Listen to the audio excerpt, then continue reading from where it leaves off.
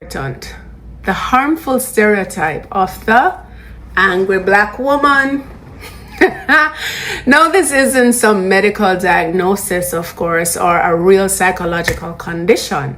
Instead, it's a damaging label that has been unfairly applied to black women for far too long. It makes it seem like they are always angry, hostile, even in situations where their feelings and reactions are completely justified and valid. This stereotype has often been used as a tool to silence black women's voices, whether that's at work, in media representations, preventing people from truly hearing and understand what they have to say. Many people have noticed just how unfair and unbalanced this is. When black women express passion, stand up for themselves, or voice their opinions, they are frequently labeled as angry. Yes, angry or aggressive. Yet when other people do exactly the same thing, they're often praised for being confident or passionate. This double standard is deeply rooted in social attitudes, and it creates real challenges for black women across all areas of life. So where exactly did this stereotype come from?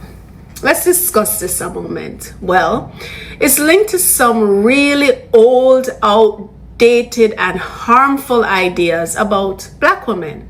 Shall we? First, we have the angry black woman image.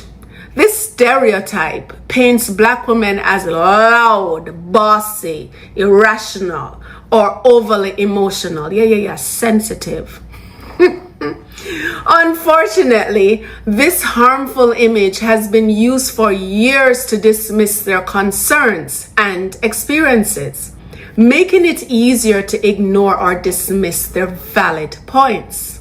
Then there's the strong black woman archetype, sometimes called the superwoman. This idea puts enormous pressure on black women to be tough at all times, to ensure hardship is not shown on them. In other words, to endure hardships without complaint and always take care of others. When black women don't fit into this mold, when they do show emotion or when they stand their ground, people often react more harshly compared to others.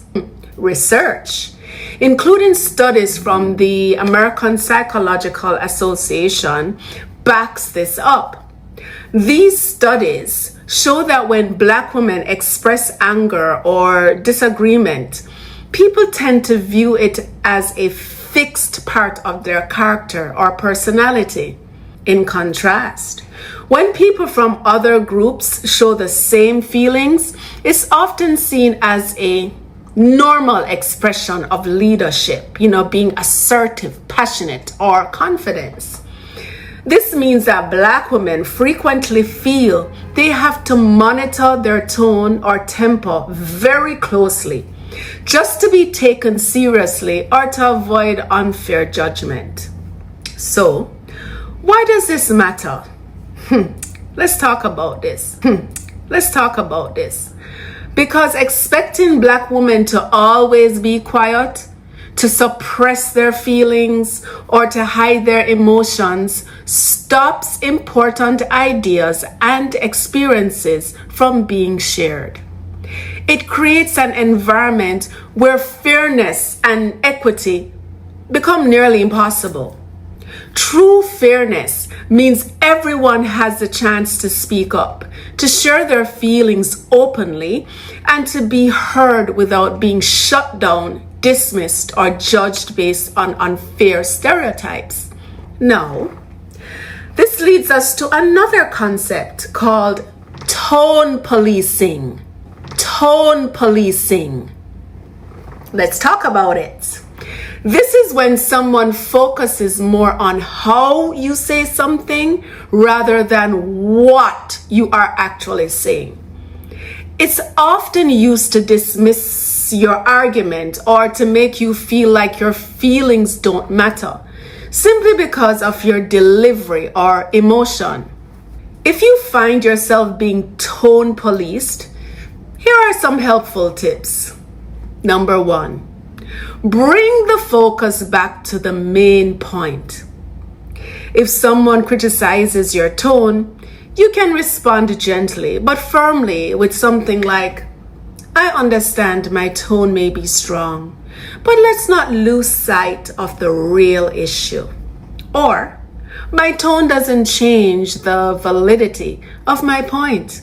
Can we focus on the problem at hand, please? 2, point out what is happening in the conversation. Bring it forth, bring it to the person's attention. If the other person keeps focusing on your delivery instead of your message, calmly say something like, it feels like we're talking about my tone rather than the actual point I'm making. Can we please stick to the issue? 3, stay calm and confident. Don't get in an uproar. Stay calm and confident. You don't need to back down or become defensive. Maintain your composure.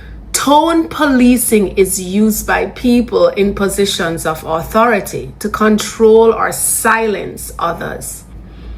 It's important to remember that tone policing usually comes from individuals with more power, often trying to keep things comfortable rather than addressing the real issues. Try to write down any vague or unclear feedback you receive. Seek out supportive peers who understand your experience and always bring the conversation back to what truly matters. The content and importance of your message, not your tone. Above all, remember this: your feelings and your voice are absolutely valid.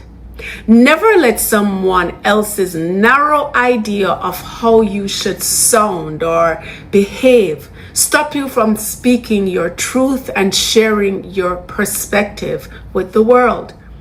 Your voice deserves to be heard, loud, proud, and unapologetically you. Thank you for joining me today. Blessings. Talk to you soon. Bye.